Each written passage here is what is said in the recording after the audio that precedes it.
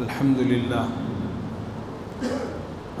لله نحمده ونستعينه ونستغفره ونؤمن به ونتوكل عليه ونعوذ بالله من شرور أنفسنا ومن سيئات أعمالنا ونعوذ بالله من شرور أنفسنا ومن سيئات أعمالنا ونعوذ بالله من شرور أنفسنا ومن سيئات أعمالنا من يهده الله فلا مضل له ومن يضلله فلا هادي له ونشهد أن لا إله إلا الله وحده لا شريك له ونشهد أن سيدنا ومولانا محمدا عبده ورسوله أما بعد فقد قال الله تبارك وتعالى في القرآن المجيد والفرقان الحميد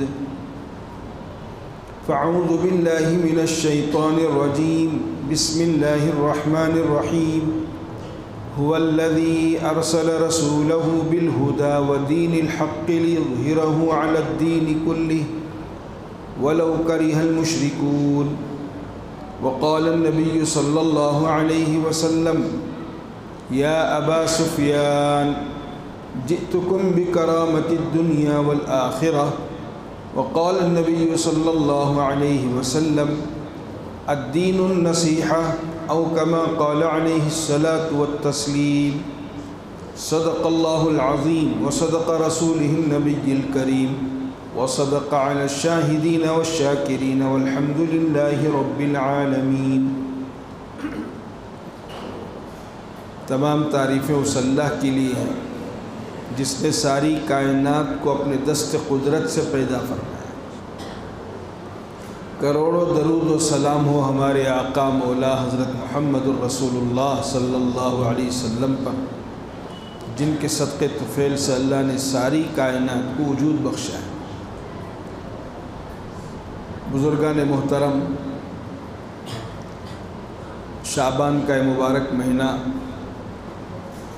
ختم بھی ہو رہا ہے اور رمضان کا مبارک مہینہ شروع ہونے والا ہے۔ اسلام میں اس کی بڑی اہمیت ہے۔ خود ہمارے آقا حضرت محمد مصطفیٰ صلی اللہ علیہ وسلم رمضان المبارک کا بہت اہتمام کرتے تھے، اور رمضان کی بڑی فضیلت قرآن میں بھی آئی ہے۔ شہر رمضان الذی انزل فیہ القرآن ھدی للناس، ہم نے رمضان کے مہینے میں قرآن کو اتارا ہے۔ تو احادیث میں بھی رمضان کی بڑی فضیلت آئی ہے۔ ایک حدیث میں ہمارے آقا نے فرمایا، جیسے تمام مخلوق میں اللہ کا مقام ہے، تمام مخلوق کے مقابلے میں اللہ کے مقام کا کوئی اندازہ نہیں کر سکتا، اسی طرح سال کے 12 مہینوں میں رمضان کا مقام ہے۔ بڑی فضیلت ہے۔ شعبان کے آخر میں ہمارے نبی صحابہ کو جمع کر کے رمضان کی فضیلت کو بیان کیا کرتے تھے، تاکہ وہ مہینہ غفلت میں نہ گزرے، وہ مہینہ ضائع نہ ہو جائے، اس مہینے میں کوئی کوتاہی نہ ہو جائے، اس مہینے میں کوئی گناہ نہ ہو جائے، اور وہ مہینہ غفلت میں نہ گزرے۔ تو بہت اہتمام ہوتا تھا۔ تو چنانچہ یہ مہینہ آنے والا ہے، دوبارہ اللہ ہماری زندگی میں ہم کو نصیب کرنے والے ہیں، تو اس مہینے کی ہم سب کو قدردانی کرنی چاہیے۔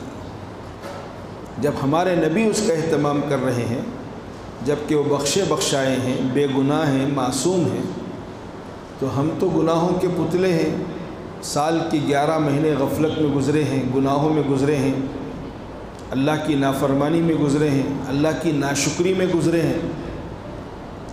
کم از کم یہ مہینہ ہم قدر کر لیں، اس کو وصول کر لیں، اس کی صحیح ترتیب بنا لیں۔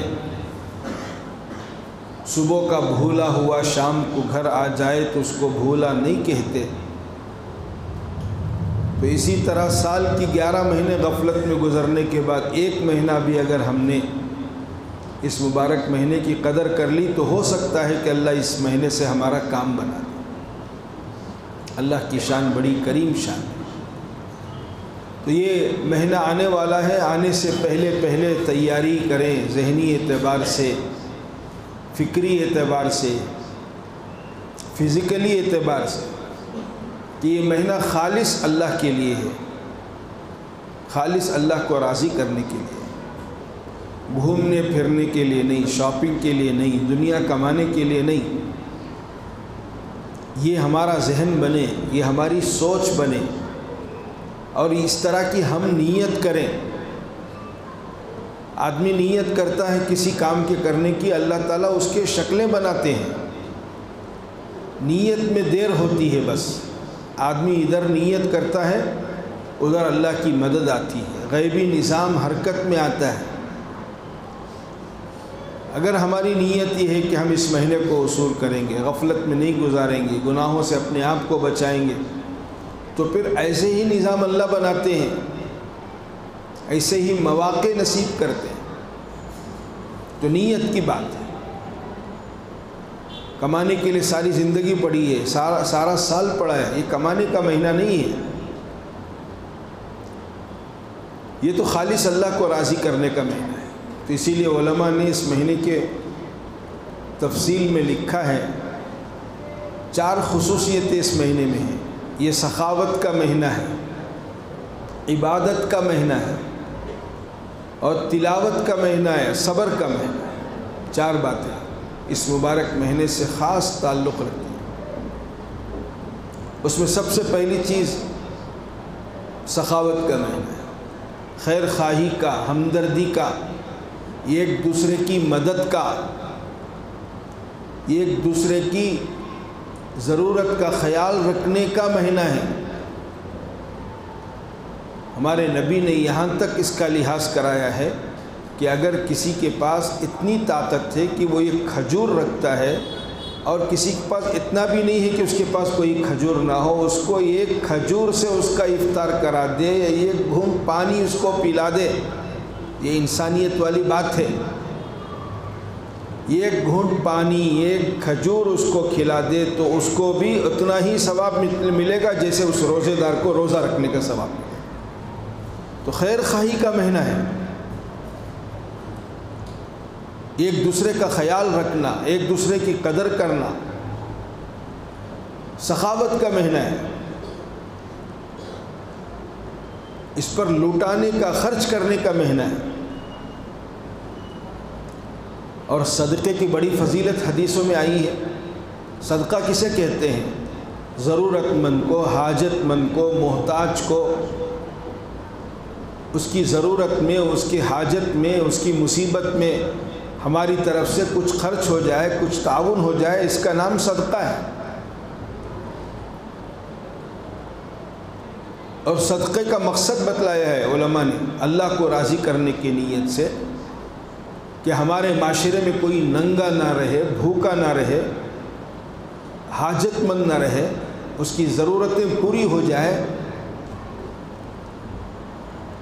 ہر مسلمان اس کا خیال کرے، صرف مالدار نہیں ہے، ایک دوسرے کے بارے میں بتلایا۔ ایک کھجور کی مثال دی ہمارے نبی نے، اگر کسی کے پاس ایک کھجور ہے یا ایک گھونٹ پانی ہے، اتنا بھی اگر کسی کا لحاظ کر لے، خیال کر لے، تو اس کو اتنا ثواب ملے گا جیسا اس روزے دار کو روزہ رکھنے کا ثواب۔ تو سخاوت کا مہینہ ہے، صدقہ کریں، معلوم کریں اپنے خاندان میں کون ہیں، اپنے عزیز اور رشتہ داروں میں کون ہیں جو واقعی ضرورت مند ہیں، اور ان کو ہمارے پاس، ہمارے دربار میں نہ بلائیں، بلکہ ہم ان کے پاس پہنچیں، ان کے گھر تک پہنچیں۔ اور یہ نہیں کہ رمضان، بہت سارے لوگ رمضان کے آخر میں خرچ کرتے ہیں، نہیں، بلکہ اس سے پہلے ضرورت ہے، حاجت ہے، ان کے گھر کا مسئلہ ہے، گھر میں راشن نہیں ہے، یا اور کسی ضرورت کے لیے ان کو تقاضا ہے، تو آپ رمضان سے پہلے خیال کریں یا رمضان کے شروع میں خیال کریں۔ ایک عادت ہے، ایک مزاج ہو گیا بہت سارے لوگوں کا رمضان کے آخر میں دینے۔ ارے اس غریب کے گھر میں بچوں کے لیے کپڑے کا مسئلہ یا اور کسی چیز کے خریدنے کا مسئلہ ہو تو رمضان سے پہلے نکالیں اس کو۔ یہ سوچنے والی بات ہے۔ ہماری تیاری ہم پہلے سے کریں اور غریب کی تیاری آخر میں کریں، اسے آخر میں بازار والا بنا دیں، یہ کہاں کی عقل مندی کی بات ہے؟ تو اللہ نے موقع دیا ہے، ترتیب بنایا، رمضان سے پہلے کرنے کی کوشش کریں، رمضان کے شروع میں کریں، اور یاد رکھیں صدقے سے مال کم نہیں ہوتا۔ حدیثوں میں بڑی فضیلت آئی ہے، اللہ کے نبی نے فرمایا صدقہ دینے سے، کسی کا ساتھ دینے، کسی کا تعاون کرنے کا نام صدقہ ہے۔ فرمایا صدقہ دینے سے اللہ کا غصہ ٹھنڈا ہو جاتا ہے، اور صدقہ جو ہے الصدقۃ ترد البلا، صدقہ جو ہے بڑی بڑی بلاؤں کو، مصیبتوں کو روک لیتا ہے، صدقہ آفتوں کو روک لیتا ہے۔ حضرت عیسیٰ علیہ السلام کے زمانے کا قصہ ہے کہ ایک بڑا بدمعاش قسم کا آدمی تھا، پوری قوم اس سے پریشان تھی، تو جا کر حضرت عیسیٰ علیہ السلام کے دربار میں وہ پوری قوم نے درخواست کی، دعا کی کہ اللہ کے پیغمبر اس آدمی سے ہم بہت پریشان ہیں، یہ بدمعاش ہے، ہماری عورتیں محفوظ نہیں ہیں، ہمارا مال محفوظ نہیں ہے، کافی تنگ کرتا ہے یہ آدمی، اس کے حق میں آپ بد دعا کر دیں۔ تو حضرت عیسیٰ علیہ السلام اس سے جانتے تھے، اس آدمی سے، واقعی پریشان تھا، بدمعاش تھا، وہ بدمعاش قسم کا آدمی تھا، تو حضرت عیسیٰ نے بد دعا کر۔ بد دعا کے الفاظ یہ تھے کہ چونکہ وہ روزانہ اس کا کام تھا لکڑیاں لانا جنگل سے توڑ کر، اور اس کو خریدتا تھا، بیچتا تھا، فروخت کرتا تھا، تو معلوم تھا سب کو بھی، تو حضرت عیسیٰ نے بد دعا کی کہ اللہ تیرے جانوروں میں سے کسی سانپ کو اس کے اوپر مسلط کر دے۔ حضرت عیسیٰ کی بد دعا تھی۔ تو حضرت عیسیٰ نے آنے والے لوگوں سے کہا جاؤ، اب واپس نہیں آئے گا۔ اب وہ گیا، لیکن شام کو گھر کو صحیح سلامتی کے ساتھ واپس آ گیا وہ۔ تو لوگ پریشان ہو گئے کہ حضرت عیسیٰ نے کہا تھا کہ اس کے حق میں بد دعا ہو گئی ہے، اب واپس نہیں آئے گا، لیکن وہ تو آ گیا۔ حضرت عیسیٰ کو بھی تعجب ہوا، حضرت عیسیٰ علیہ السلام نے اس کو بلایا، اب بلا کر پوچھا کہ تو کہاں گیا تھا؟ اس نے کہا میں جنگل گیا تھا، میرا معمول تھا لکڑیاں توڑ کر لانا۔ اچھا کہاں ہیں وہ لکڑیاں؟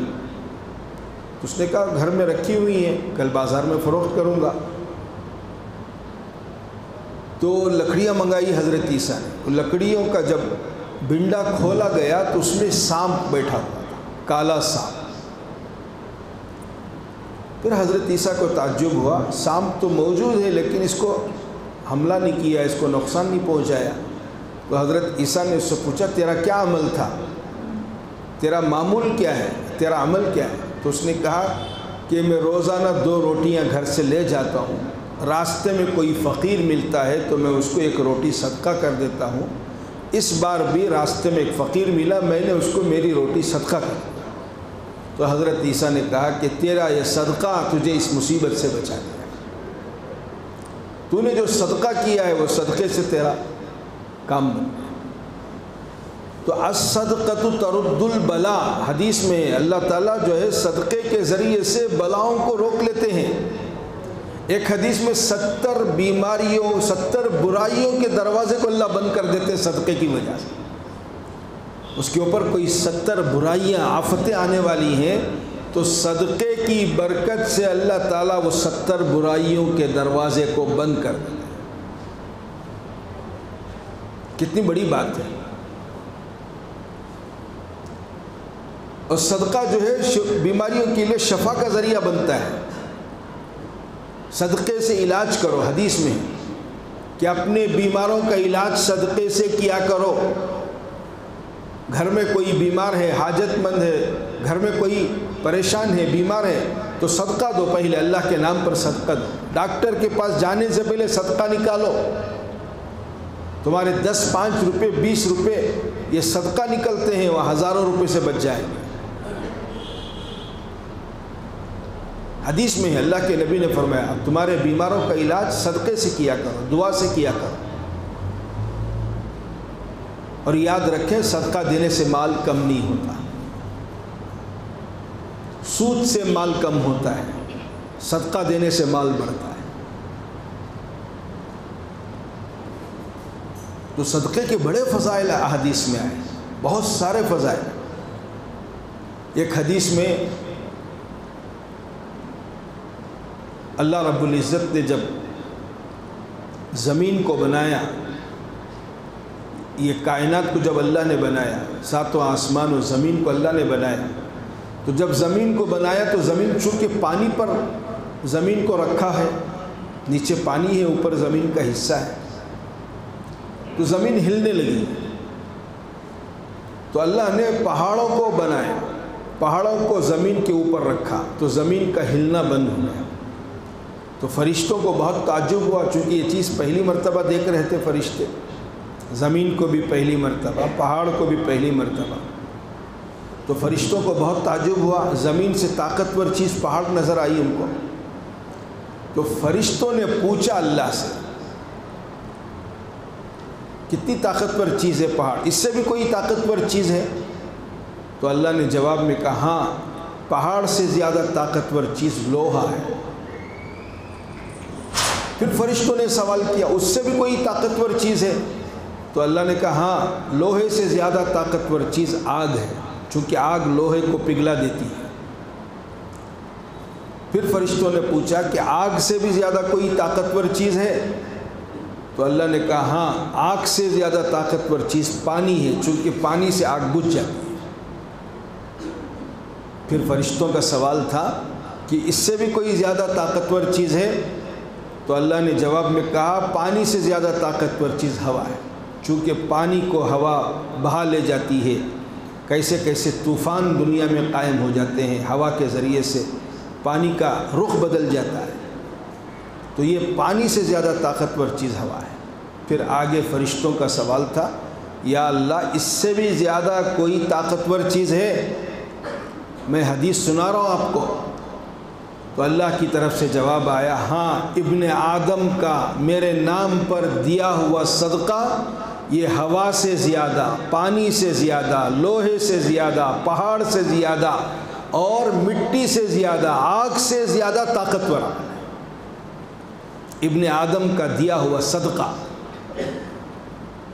ایک مومن کا، ایک مسلمان کا اللہ کے نام پر کوئی صدقہ دینا اور کسی اچھی نیت کے ساتھ، کوئی آفت اس کے سامنے آئی، کوئی مصیبت اس کے سامنے آئی، صدقہ نکال رہا ہے کہ اللہ اس مصیبت کو، اس طوفان کو، اس مشکل کو، اس مصیبت کو ہٹا دے، تو وہ صدقے والا عمل جو ہے اتنی بڑی طاقتور چیز کو بھی ختم کر دیتا ہے۔ تو مومن کا صدقہ اتنا طاقتور عمل ہے۔ تو اللہ نے ہم کو موقع دیا ہے، اچھی حالت میں رکھا ہے، ہم خوشحال ہیں، کچھ مال ہم کو دیا ہے، تو یہ مال اور یہ موقع، یہ نعمت وہ جو ہے اللہ کے راستے میں خرچ کرنے کے لیے۔ اللہ کے نبی سے صحابہ نے پوچھا افضل ترین صدقہ کون سا ہے؟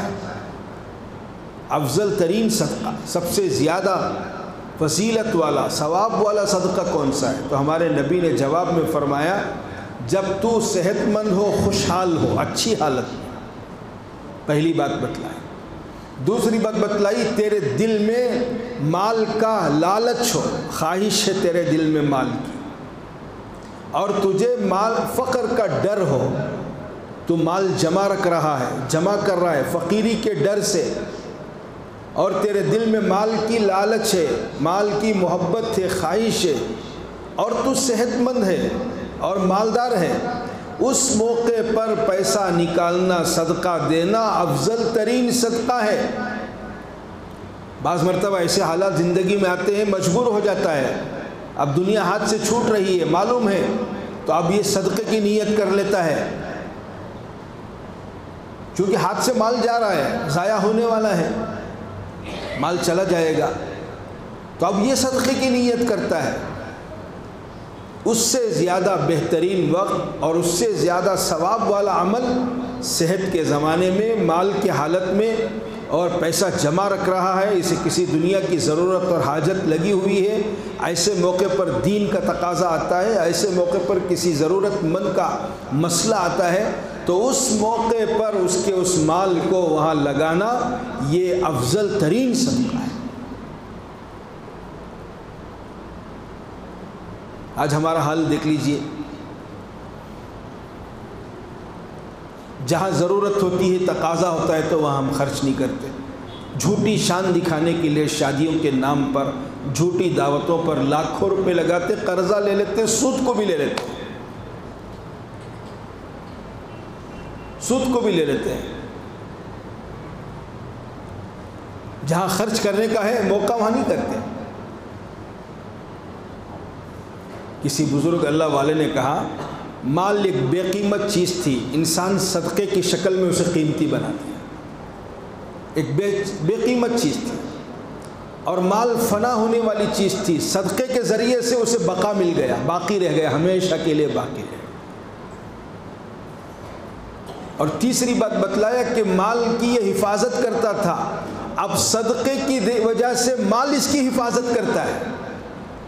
اب تک یہ مال کی حفاظت کرتا تھا، یہ مال کا نگہبان تھا، یہ مال کا چوکی دار تھا، اب چونکہ صدقہ دے دیا ہے تو یہ مال اس کی حفاظت کرتا ہے، اس کے سائے کی طرح اس کے پیچھے پیچھے رہتا ہے۔ اور چوتھی بات فرمایا کہ یہ اب تک اس کے ہاتھ میں مال تھا، اب یہ مال صدقے کی شکل میں اللہ کے ہاتھوں میں چلا گیا، اللہ کے ہاتھ میں ہے۔ تو اس لیے بھائیوں، مسلمان کی خصوصیت، ایمان والے کی شان یہ ہے، وہ اپنے رہنے والوں میں، اپنے ہمسایوں میں ضرورت مند، حاجت مند، محتاج، حدیث میں ہے اگر تمہارا کوئی پڑوسی بھوکا سو جائے اس رات میں اور ہم کو اس کی خبر ہو گئی، اس کے باوجود ہم نے تعاون نہیں کیا، ایسے پڑوسی سے اللہ کے نبی نے پناہ مانگی ہے، بد دعا دی ہے۔ تمہارے گھر کے پڑوس میں ایک آدمی بھوکا رہ جائے، پیاسا رہ جائے، اس کا تم کو خیال نہیں ہے، اس کا تمہیں احساس نہیں ہے، یہ ہماری اسلامی تعلیمات میں ہے۔ جب کوئی تقاضا ہمارے سامنے آئے اور ہم خاموشی اختیار کر لیں، چاہے وہ ہمارا رشتہ دار ہو، چاہے ہمارا عزیز ہو، چاہے ہمارا پڑوسی ہو، چاہے ہمارا دوست ہو، چاہے ہمارا دشمن ہو، یہ اسلامی تعلیمات بتا رہا ہوں میں آپ کو۔ گزشتہ جمعہ میں بھی ایک واقعہ میں نے سنایا، ربیعہ بن سلیمان ایک بزرگ گزرے، ان کا ایک واقعہ ہے، یہ بھی حج کو جا رہے تھے، راستے میں دیکھا کہ ایک کوڑا کرکٹ جو جہاں کچرا پڑا ہوا ہے وہاں ایک مرا ہوا گدھا پڑا ہے، وہاں ایک عورت گزری جو بوسیدہ حالت میں تھی، اس کے ہاتھ میں تھیلی تھی، ہاتھ میں چاقو تھی، اس مرے ہوئے گدھے کا گوشت کاٹ رہی تھی، اور حضرت دیکھ لیے اس کو، اور حضرت کو فکر ہو گیا کہ یہ کیا کرے گی، یا کہیں کھانا بنا کر تو نہیں بیچے گی ہم جیسے مسافروں کو، چونکہ وہ زمانہ ہوٹل کا نہیں تھا، لوگ مسجدوں میں رہتے تھے، کوئی مسافر خانہ بھی نہیں تھا، تو حضرت اس کے پیچھے لگ گئے۔ اب وہ عورت جو ہے اس مرے ہوئے گدھے کا گوشت لی، بیگ میں ڈالا اور واپس گھر کو جانے لگی۔ حضرت بھی گھر تک گئے تو دیکھا کہ دروازے کے پاس جب وہ اندر داخل ہوئی تو حضرت دروازے کے سوراخ سے دیکھنے لگی کیا کرتی ہے، کیا اندر معاملہ ہے، تو دیکھا کہ 4 چھوٹی چھوٹی بچیاں، کم عمر بچیاں ہیں، ان بچوں کے حوالے اس تھیلی کو دے کر کہنے لگی، لو تمہارے لیے میں نے کھانے کا انتظام کر دیا، اللہ کا شکر ادا کرو، لو کھاؤ۔ اب وہ بچیاں پکانے لگی تو میں نے زور سے دروازے کو دستک دیا تو وہ عورت کہنے لگی، کون ہماری مصیبت میں اس وقت آ گیا، ہم ہی خود مقدر کے مارے ہیں، کون ہماری مصیبت میں آ گیا، کون حاجت مند سائل سوال کرنے والا گیا، ہم خود پریشان۔ تو حضرت ربیعہ بن سلیمان رحمۃ اللہ علیہ بہت بڑے بزرگ ہیں، تو انہوں نے کہا کہ میں مصیبت والا میں سوال کرنے کے لیے نہیں آیا، بلکہ میں معلوم کرنے کے لیے آیا ہوں آپ نے یہ مردار گوشت کیوں کھایا، کیوں پکا رہے۔ تو وہ عورت کہنے لگی، ہم سید زادے ہیں، ہمارا رشتہ حضور اکرم صلی اللہ علیہ وسلم کے گھرانے سے کئی دن سے فاقہ ہے، اور 3 سال سے ہماری اس طرح کی زندگی گزر رہی ہے، ہمارا شوہر نہیں ہے، کوئی ہماری مدد کرنے والا نہیں ہے، اور ہم پر یہ اس وقت جائز ہو گیا ہے کہ اپنی جان بچانے کے لیے مردار گوشت کھا کر اپنی جان بچائیں۔ تو حضرت ربیعہ بن سلیمان نے کہا کہ ایسا نہ کریں کہ وہ گوشت واپس کر دیں، میں آپ کو پیسے دیتا ہوں۔ تو 600 اشرفیاں، 600 دینار تھے ان کے پاس جو حج کے لیے جا رہے ہیں، اپنے بھائی کے ساتھ تھے، تو 600 کے 600 دینار ان کو دے دیا، کہا کہ تم اپنے کام میں لاؤ، یہ تمہاری طرف سے، میں حج کو جا رہا تھا، میں حج کا سفر ملتوی کرتا ہوں، یہ اپنے کام۔ جب یہ بات سنی اس عورت نے دل سے دعائیں نکل، اسی کو کہتے ہیں دعا کا لینا، ایک ہے دعا کا کرانا، کسی بزرگ کے پاس جا کر حضرت میرے لیے دعا کرو، کسی مولانا کے پاس جا کر کہنا کہ میرے لیے دعا کرو، اور ایک ہے دعا کا لینا، دل سے دعا نکل جائے، کسی کے کام آ جائے، کسی کی مصیبت کے وقت کام آئے۔ تو اس عورت نے دعا کے لیے ہاتھ اٹھائے، کہنے لگی کہ اللہ تعالیٰ تیری طرف سے حج بدل نصیب کرے، تجھے حج کا ثواب ملے۔ یہ دعا اس عورت نے دی، اور بچے بھی، وہ چھوٹی چھوٹی بچیاں، چونکہ حضور کے گھرانے سے ان کا تعلق اور خاندان کا رشتہ تھا، وہ بچیاں بھی کہنے لگی اللہ تعالیٰ آپ کو اس کا بہترین بدلہ دے جو آپ نے خرچ کیا ہے ہمارے اوپر، اس کا بہترین بدلہ۔ ایک ایک بچی دعا دینے لگی۔ تو حضرت سلیمان، ربیعہ بن سلیمان کہتے ہیں کہ مجھے واپس گاؤں جانے کی ہمت نہیں ہوئی، میرے دوستوں سے، میرے بھائی سے کہا اب آپ حج کا سفر کرو، میں سفر نہیں کر سکتا۔ انہوں نے یہ نہیں کہا کہ میرے پاس پیسے نہیں ہیں، میں نے غریب کو دے دیے۔ شہرت بھی نہیں، دکھاوا بھی نہیں، لوگوں میں چرچا بھی نہیں، بتایا نہیں کسی کو حج کا سفر کیوں ملتوی ہو رہا۔ ان کے بھائی سمجھانے لگے، حدیثیں بیان کرنے لگے حج کی کتنی فضیلت ہے، اتنا قریب آ کر تم حج کو نہیں جا رہے۔ تو انہوں نے کہا کہ آپ جائیے، میں حج نہیں کر سکتا، اب میرے اندر ہمت نہیں، ارادہ نہیں۔ پیسے کیا ہو گئے نہیں بتایا۔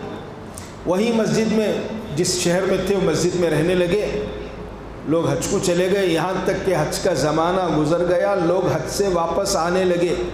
مجھے بڑی ندامت تھی، شرمندگی تھی کہ میں حج سے محروم ہو گیا۔ حج کے ارادے سے تو چلا تھا، گھر والوں سے مل کر گیا تھا، رشتہ دار سب مل کر مجھے مصافحہ کر کے بھیجے تھے، لیکن میں اب جاؤں گا تو لوگ کیا کہیں گے، یہ رنج تھا طبیعت میں۔ تو حاجی واپس آنے لگے، اور میں ان کو مبارکبادی دینے کی نیت سے، چونکہ حاجی کی دعا قبول ہوتی ہے، اس نیت سے میں جا کر ان کو دعا کرانے کے لیے گیا، اور ان کو مبارکبادی دینے لگا، اللہ تعالیٰ آپ کے حج کو قبول فرمائے، آج آپ کے سفر کو قبول فرمائے۔ ان حاجیوں میں سے ایک نے کہا، عجیب دعا کے الفاظ ہیں، آپ بھی ہمارے ساتھ حج میں تھے اور کہتے ہیں آپ کا حج قبول کرے، آپ کا سفر قبول ہو جائے۔ یہاں تک کہ اس طرح کی مبارکبادیوں کا سلسلہ شروع ہوا۔ کچھ دیر کے بعد میرے گاؤں والے، میرے رشتہ دار جو گئے تھے، میرا بھائی گیا تھا، وہ بھی آ گئے، اور میں نے بھی ان کو وہی مبارکبادی کے الفاظ ان کو سنائے، تو وہ سب تعجب سے کہنے لگے ربیعہ بن سلیمان کیسی باتیں کرتے ہیں آپ؟ عرفات کے میدان میں ہمارے ساتھ تھے، مزدلفہ میں ہمارے ساتھ تھے، یہاں ایک نے تو یہاں تک آ کر کہتے ہوئے ایک تھیلی ہاتھ میں دی، اور یہ کہتے ہوئے کہا کہ آپ حضور کے روضے کے پاس بھیڑ زیادہ تھی، جب ہم سلام پڑھنے کے لیے جا رہے تھے اس موقع پر تم نے یہ تھیلی میرے ہاتھ میں تھمائی تھی، یہ لو تمہاری تھیلی، اس کے بعد تم غائب ہو گئے۔ حضرت ربیعہ بن سلیمان وہ تھیلی ہاتھ میں لیتے ہیں، تو اس تھیلی پر اوپر لکھا ہوا تھا، اس تھیلی پر ایک جملہ لکھا ہوا تھا، عاملہ ما ربح عاملہ، یعنی جو ہمارے ساتھ معاملہ کرتا ہے وہ کبھی نقصان میں نہیں ہوتا، یہ جملہ لکھا ہوا۔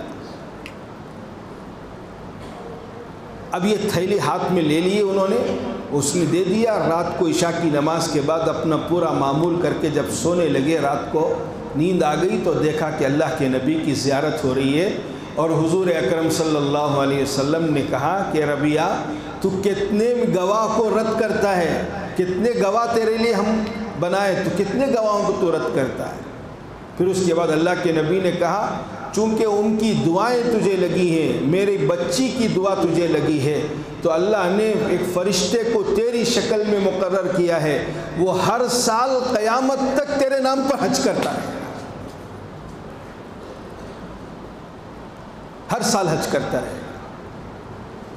اور پھر اللہ کے نبی نے ایک دوسری بات کہی کہ تیرے اس حج کا بدلہ، چونکہ ان کی دعا تھی کہ اللہ تعالیٰ اس کا بدل تجھے عطا فرمائے، تیرے حج کا بدلہ تجھے دیا گیا ہے۔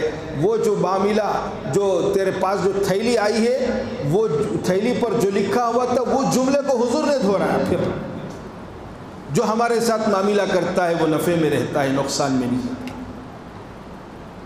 تو یہ اللہ کے ساتھ معاملہ ہے، کسی کو صدقہ دینا، کسی کی مصیبت میں کام آنا، کسی کی حاجت کو پورا کرنا، یہ اللہ کے ساتھ معاملہ ہے، یہ اللہ کے ہاتھ میں جا رہا ہے۔ بندے کے ہاتھ میں بعد میں جاتا ہے، اس سے پہلے اللہ کے ہاتھ میں چلا جاتا ہے۔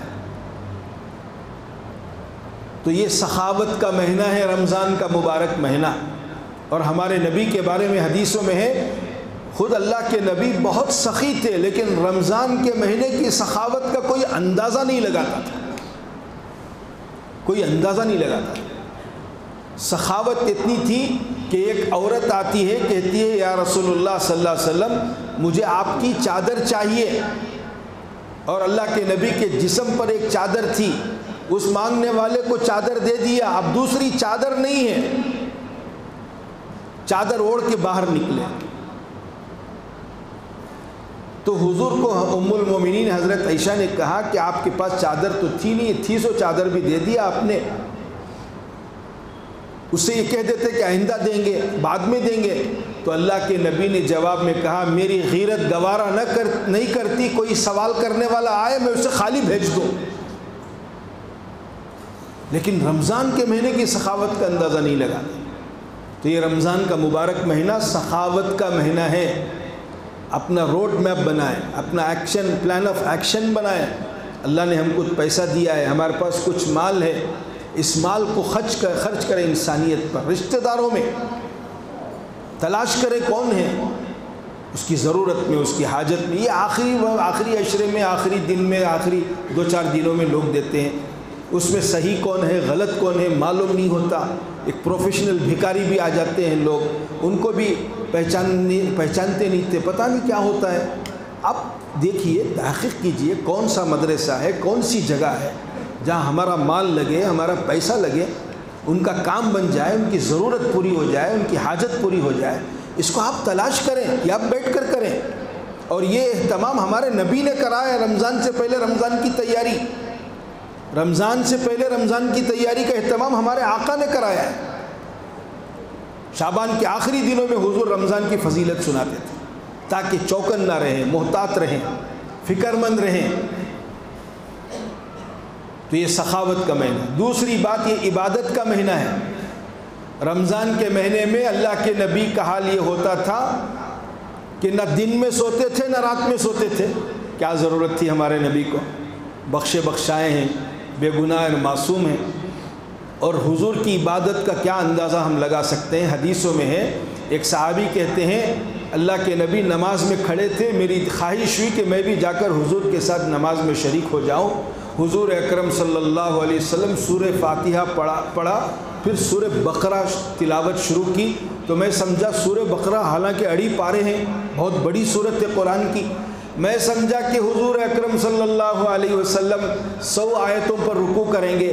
تو دیکھا کہ 100 آیتیں ہو گئی، پھر دوسری آیتیں شروع ہو گئی، 101 102، یہاں تک کہ میں سوچا کہ 200 آیتوں پر رکوع کریں گے، یہاں تک کہ اللہ کے نبی ایک رکعت میں 2.5 پارے پڑھ رہے ہیں۔ یہ عام حالت کی بات سنا رہا ہوں میں آپ کو، رمضان میں نہیں، رمضان میں تو اور زیادہ۔ اس عبادت کے واقعے سے اندازہ لگا سکتے ہیں۔ یہاں تک کہ 2.5 پارے، وہ سورت ختم ہوئی، اب میں سوچا کہ رکوع کریں گے، تو حضور وہ سورت ختم ہونے کے بعد دوسری جو سورت ہے سورہ آل عمران، وہ بھی سوا پارہ ہے، وہ شروع ہو گئی۔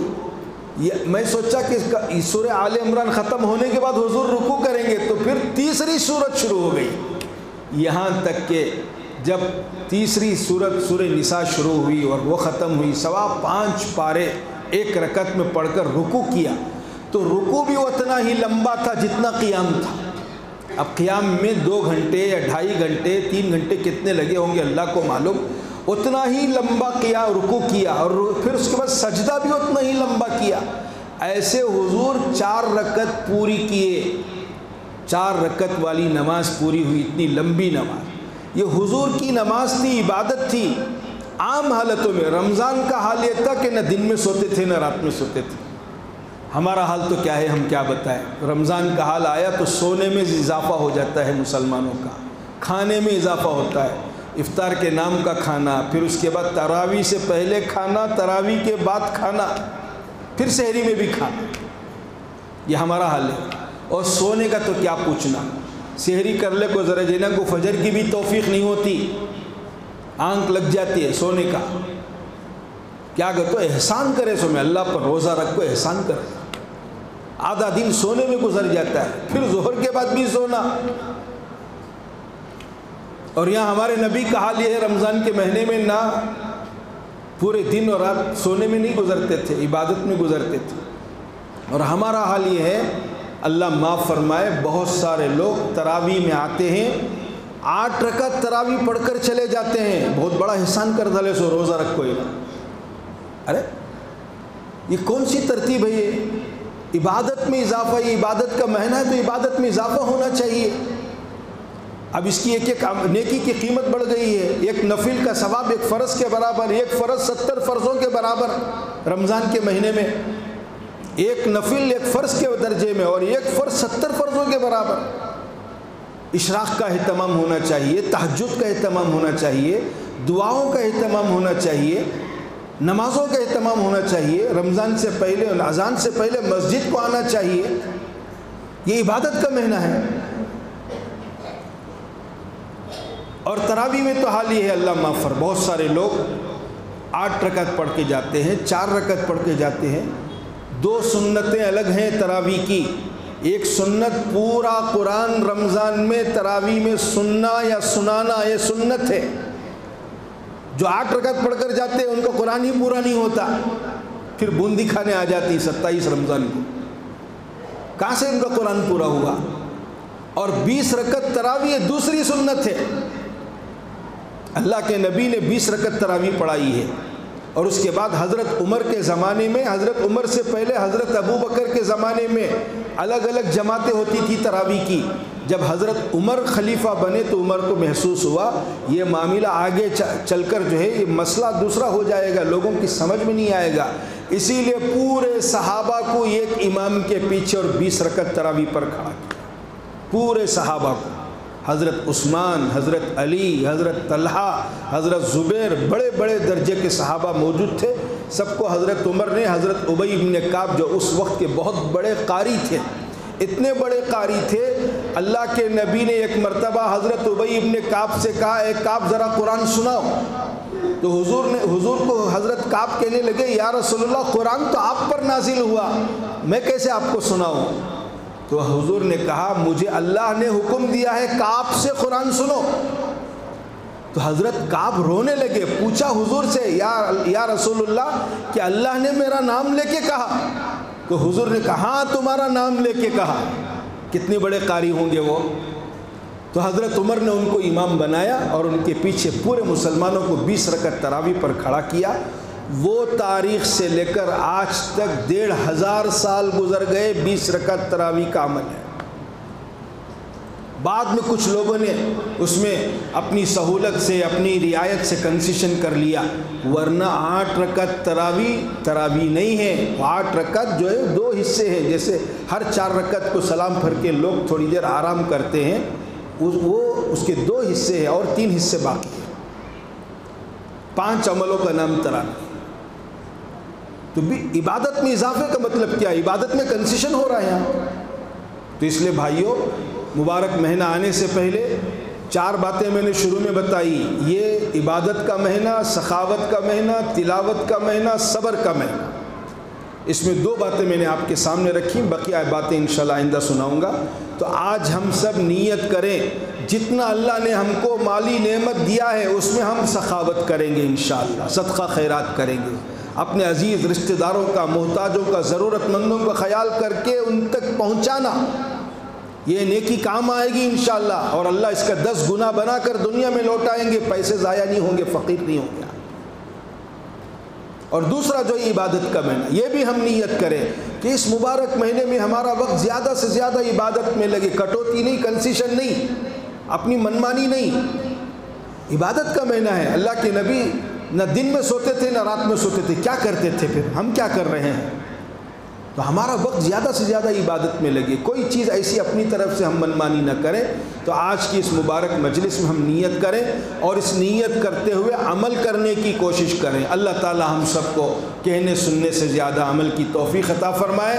آنے والے مبارک دنوں میں رمضان کے اس مبارک مہینے کی صحیح قدردانی کی توفیق عطا فرمائے، اور اس مبارک مہینے کو ہمارے لیے رحمت کا، مغفرت کا، جہنم سے آزادی کا ذریعہ بنائے۔